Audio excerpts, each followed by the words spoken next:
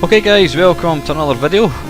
This is a sort of continuing series I've got where I've been looking at my sort of top 10 favourite games for the C64, and this week I'm taking a look at beat 'em ups.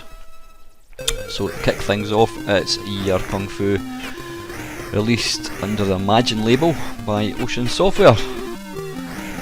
Now this was a game that I was really excited about getting. I first played this game in arcades. It wasn't an arcade as such, it was at Stevenson College in Edinburgh, and I loved it to bits, I really did. And when I got to hear that it was getting released for the home computers, I was stupidly excited, and I've got to say I was not disappointed.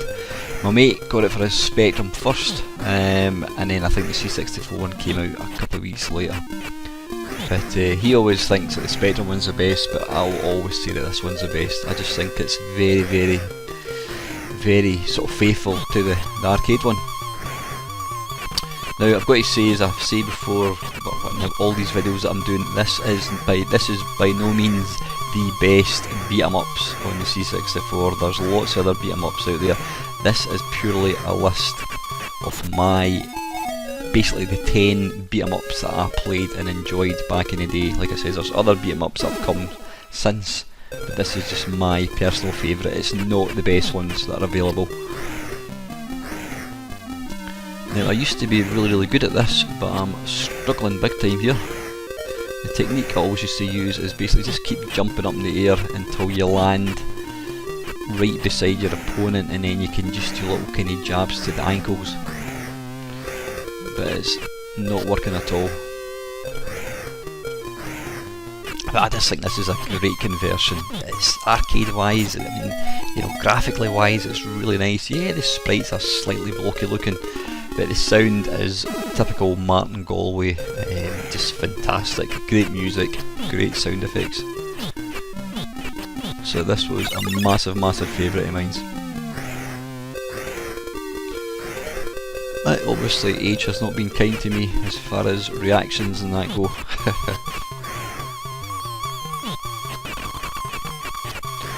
Never ever did complete it.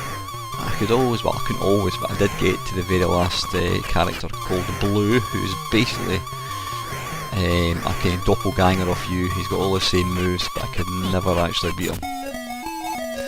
So there you go, that is Year Kung Fu. Great game. Now this one next up is Karate Champ. Now this is based on the arcade. The arcade one had two joysticks. You basically used, there was no buttons at all that I'm aware of. It was all about where you push the joysticks. Pushing the joysticks apart would do one move, or pushing them forwards would do a forward punch, whatever.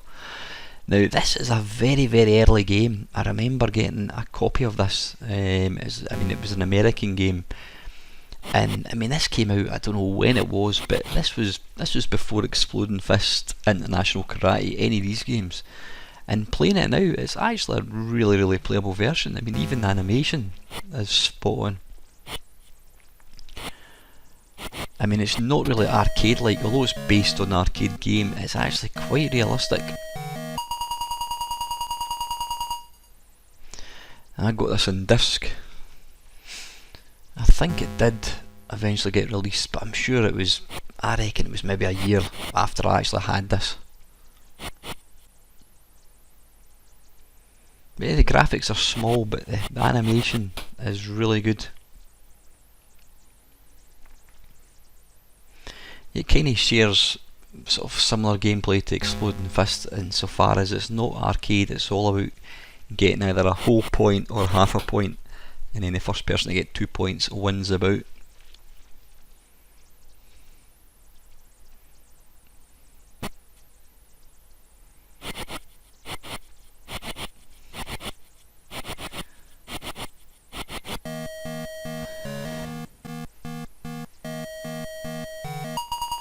Yeah, that's Karate Champ. That is a great conversion, a really underrated conversion of a good arcade game. Right, we could not have a favourite 10 beat 'em up and not have this. This is the Mighty Barbarian, released by Palace Software. F7 to start. Okay, here we go.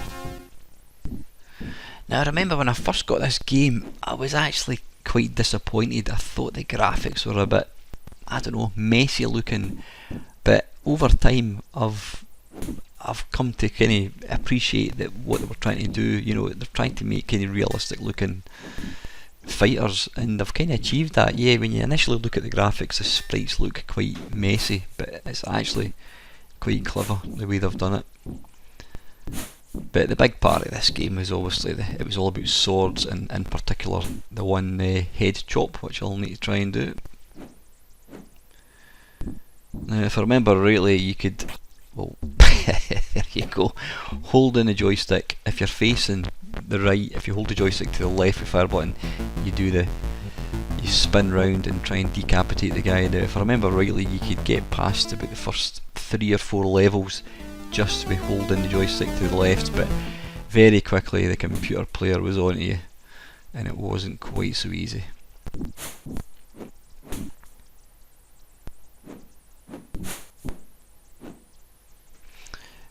But it's actually quite a sort of deep game, you know. It looks very arcadey, and it is arcadey, but there's a lot of moves and there's quite a bit of strategy going on as well. You know, it's especially in later levels, you can't just do the one move. I don't think there's any one move that would defeat your opponent. It's not like the old exploding fist, which we shall obviously take a look at shortly. This did get a port to virtually every computer, including the 16-bit, which I've got to say are excellent versions as well. But I think the C64 was the first version, and it is excellent. It really is a good one. The little green goblin scoffs at you as it drags your body off the screen. Great music as well. So yeah, that is a classic. That is a Barbarian. I know you got a fright there. I had to leave that in. Yeah, this is a way of the exploding fist. Now, I don't know where to even start with this game. I mean, I got this game when it first came out. I remember seeing a review in Zap, and I just couldn't wait to get it. I went up to my local computer shop, and they were getting it in on the Wednesday, and I gave my mate the money to pick it up. He was going to go in it first thing on Wednesday morning, pick the game up, and he did that. And that summer was basically lost to this game. Me and my mate, and just myself as well, playing it as a one-player game. Just utterly brilliant. Even now, it just looks awesome. It really does. The sound, the graphics, the playability. Yeah, there was the infamous leg sweep, which you could just do continually to beat the game. But you know, what's the point of that? Because it is kind of a simulation, I would say. I mean, I've got a mate who's been into martial arts virtually all his life, including karate, and he used to say that this was probably one of the most realistic games, because there's none of your special moves. It's all just punch, kick, blocks, all that kind of stuff.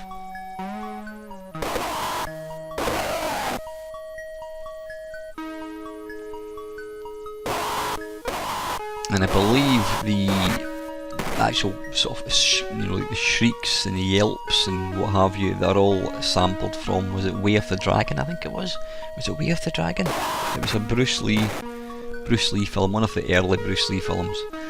So they'd even kind of digitised sound back in whenever this came out, 1984 or something like that, 1985. But the music in this game is some of my favourite music. I think it's just so, it sets the scene perfectly. It's just so appropriate for the game.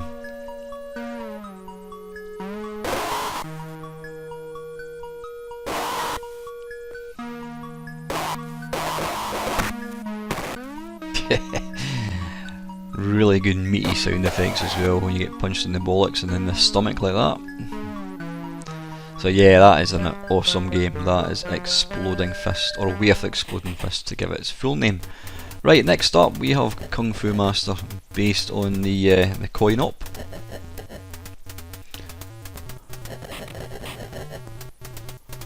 Now this game is pretty difficult. I mean, the arcade game I find very, very difficult, and this one is just as hard. The one thing that annoyed me about this particular conversion is you've got to press the space bar to alternate between punching and kicks, so it wasn't really that easy. You know, it's a fast-paced game.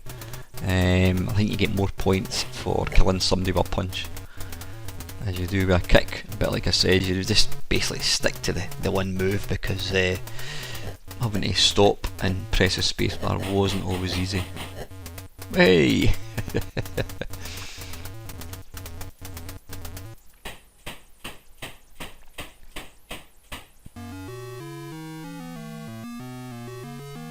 When I first got this game, I mean, I remember seeing this in arcades, and then I saw this game and I thought, it's awfully blocky looking, but you know what, it actually does quite a good interpretation of the arcade game.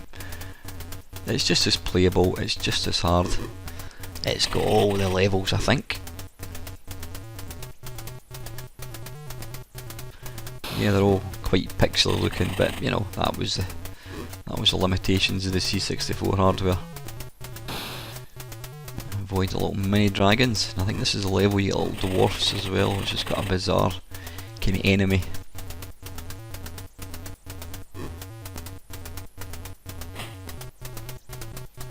There he is. Get off! Tries to grab your ankle.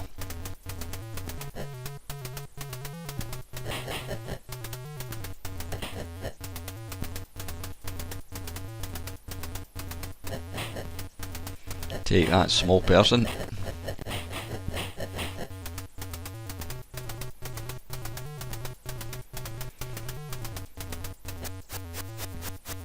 Quick, get in. Ah, bollocks. No. Ah, arse. Just too slow. Anyway, that is Kung Fu Master. Great game. This next one is Championship Wrestling. Now this is a game that I got very early on. I got it when it hadn't actually been released in the UK. I think it did come on tape eventually, but the best way to play this is on disc, because there's a power of loading. Now I have cut out all the loading spaces, so when you're seeing this video you're thinking, oh, that doesn't take long at all.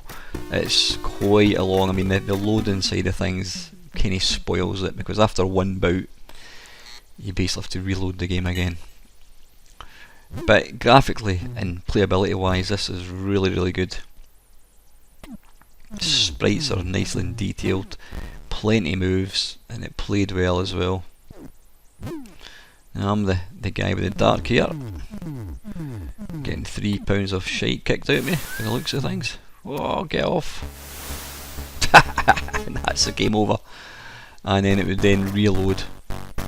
But like I said, I've cut out the waiting time, so it looks like it's loading a lot quicker than it normally would. Here we go again. The only other game that I can remember being alright, although it kind of very pixely graphics, was Rock and Roll. Was it Rock and Wrestle? Yeah, Rock and Wrestle. It was kinda touted as being the sequel to Way of the Exploding Fist, and so I bought it, and I've got to say I was really disappointed. You know, it had quite good music, but yeah, it wasn't great. But this was a great game, it really was, apart from the loading times.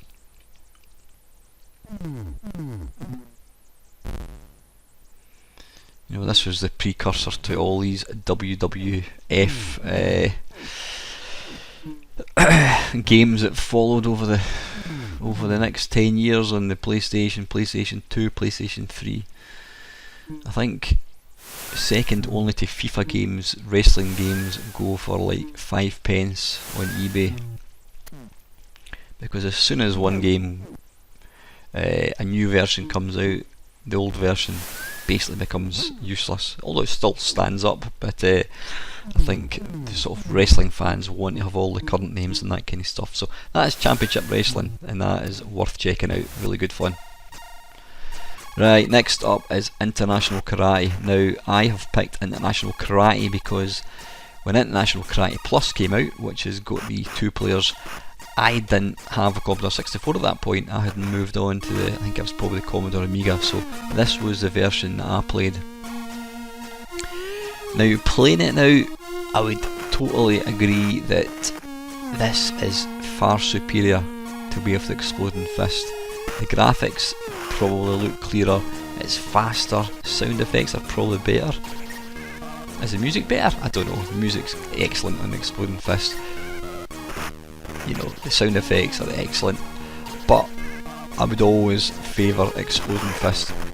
To me, it was the first one, it was the first game that I played, beat 'em up game, and you know, I've always had a soft spot for it. But saying that, this game is excellent as well. And I know that obviously International Karate Plus introduced the third player. I mean, it was a technical marvel, you know, considering what hardware it was running on. Archer McLean done an absolute stonking job. So I think, yeah, you know, this really came out head to head with Exploding Fist, although I think this did come out a fair bit after it. In fact, I noticed that there, it said 1986, I think Exploding Fist was 85. If I remember rightly, it's probably summer of 85. Yeah, the sound effects in this are excellent, real meaty smacks when you get hit in the face with a flying kick.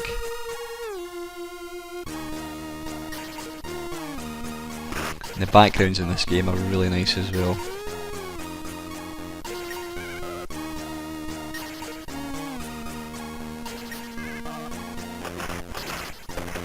Also, it's got a classic Rob Hubbard. I can never say his name properly. Rob Hubbard. You've got to pause.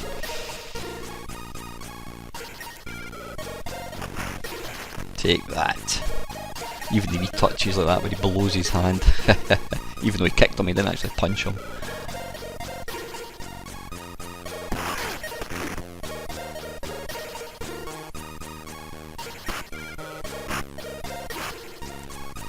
The moves, actually, to pull off moves in this game were different from Exploding Fist, so it took me a wee while to kind of adapt it. I mean, when I got this, I did play it for a bit, but I always went back to Way of Exploding Fist, because that was just the one that I preferred. But, you know, this game is awesome as well, it really is. And it is available on lots of different systems, so that is International Karate. Right, this next one, this is Fist 2, The Legend Continues. Now this was basically the sequel to Way of the Exploding Fist. Now you got a bit of a bonus with this game. On one side of the tape you got the adventure, which was a scrolling adventure. You walked from left to right and you had to basically find things, but you also got to fight people. But on the flip side of the tape, on the B side I should say, you had this, which was basically a kind of practice mode. Now, what I liked about this was it basically played the same as Exploding Fist, but rather than just having like 2 hits and it was game over, you had energy. You'll see if you look at the top left, I've got 99 energy. I'm the guy with the red shorts on, and the computer, he's on 1, so that'll be game over. Here we go, not game over, that's... I've beaten him.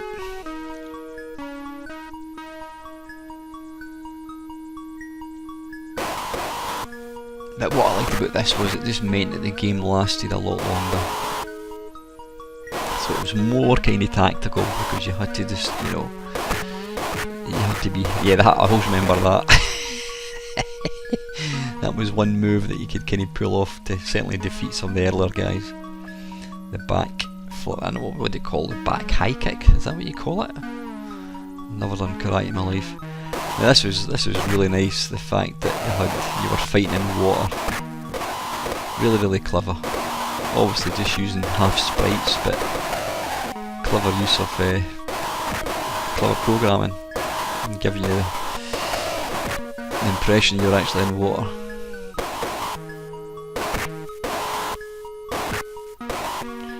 And it's good night. So yeah, that is Fist plus The Legend Continues. Great game.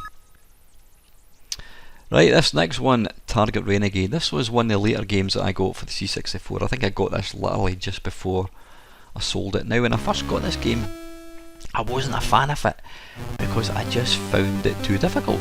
I could not play to save myself, but I've played it obviously over the intervening years and I've managed to figure out how to play it now. The graphics for this are just utterly fantastic. don't know what kind of technique they use, but it's like almost like a higher resolution, a lot more detailed. The sprites are really nice. A lot more detailed the sprites are. That's Yoda speak. But yeah, the graphics are just awesome in this. It really is.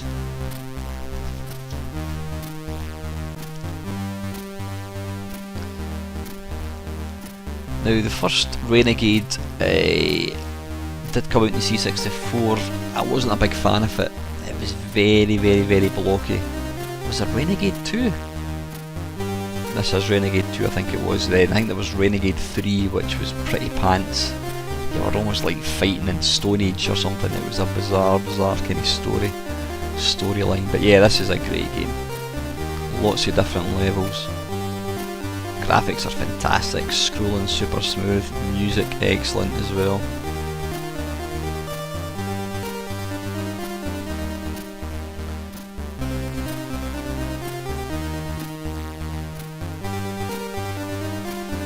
Certainly makes it a lot easier when you pick up a weapon.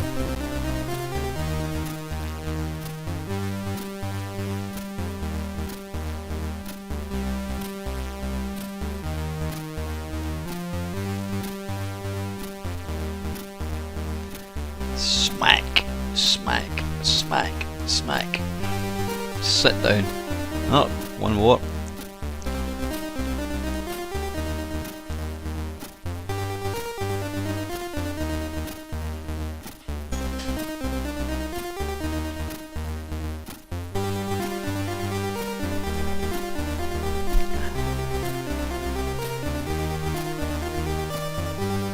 Now I think you could play, no you couldn't, I was going to say you could play two-player at this game. I don't think you could. I must be thinking something else. I might be thinking Double Dragon or something, but...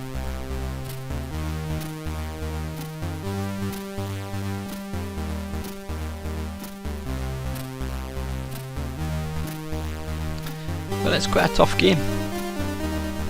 But it's certainly one of the best looking beat 'em ups in the C64. It really is. It's awesome.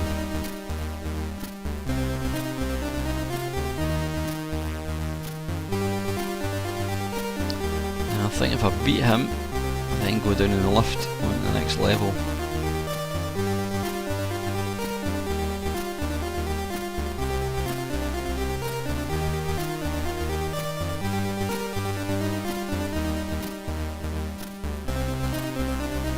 Ah, bugger.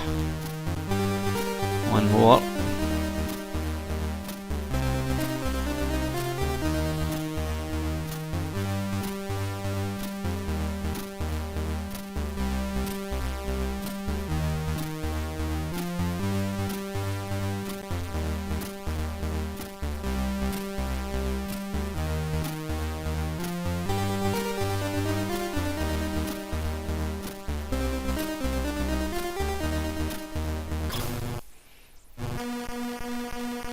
But this game was released for obviously other systems, and I remember the Spectrum one in particular was very, very good as well. I don't think there was a weak version at all. So that is Target Renegade. This last one, guys, is Karateka. Again, this was an early game that I got. I mean, this came out, I don't know when it was, 84. I got it in tape, which was a mistake, but I didn't have a disk drive at that point. But what's interesting about this game is Jordan Mechner, he wrote Prince of Persia. It was probably the first game that I ever had that had an intro. You know, this was early days of the computer, and this was kind of being portrayed as a sort of film.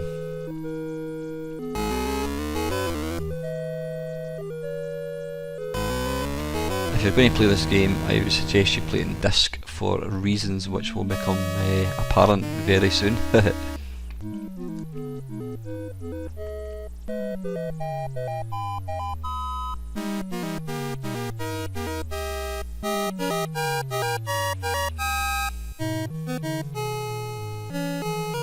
this just really helped set the scene of the game, which I thought was awesome.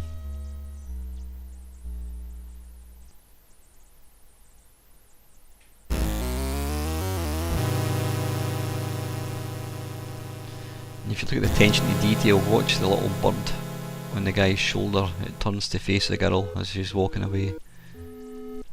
It's really, really nice. For an early game, this is super impressive.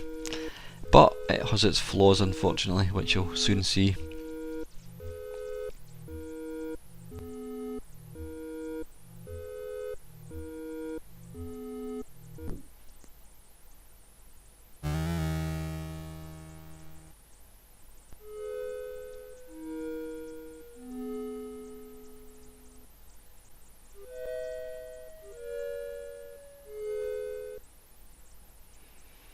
And here comes our intrepid hero. Now, a word of warning, do not walk off to the left. If you fall off the cliff, you've got to reload the game. Yep, the game will load, you fall off the cliff, then you've got to rewind the tape and reload it right back to the start again. Now, you might see something here. The game looks amazing. I mean, the animation is beautiful, but the big problem with this version is the speed. It is so slow.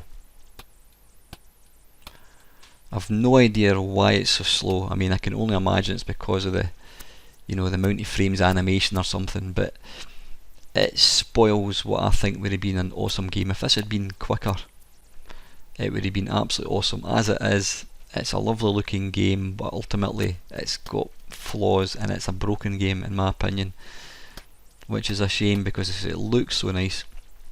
Now you've got a power bar. My power bar's obviously bottom left, the red, and the enemy has got the blue, little blue triangles. Now your people, or not your people, your enemy do, they do, if you don't hit them for a wee bit, you'll see their energy build up again. So he's back up to 4 up, and he's almost dead. 2 more, and he's gone.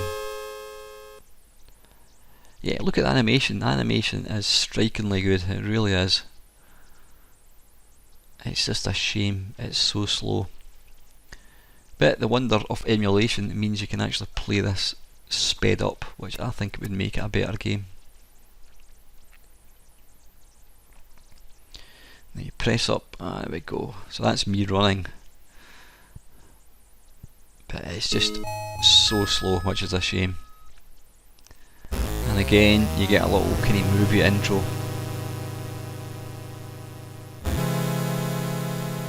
Go! That's brilliant, it really is. And you'll see here it flicks between the enemy and you, just like it would in a film. Now that kind of thing was unheard of back in 1983, 1984. So it was so far ahead of its time, and I think ultimately that's why it's so slow, because the technology the guy was using was amazing, but the hardware just wasn't quite up to it. But saying that, there is a version on the Atari 800 which I've never played. Be interesting to see if that's as slow or if that's a bit more playable. But yeah, that is basically my, it's not my top 10. Like I said, there's other beat 'em ups out there which are better than a lot of these. It's the 10 beat 'em ups that I enjoyed playing when I had my C64. So don't post, oh I don't know how you missed this one out. There's games that came out after I sold my C64. These are the 10 games, the 10 beat 'em ups that I played and really enjoyed. Now there's one flaw here which you'll see. If you run and you don't stop soon enough, you'll take a kick to the face and it's a game over instantly. You'll see this. That's me running and he's going to kick me. Bang! Game over. Anyway guys, that is it. I hope you enjoyed watching the video, and as usual, thank you very much for watching.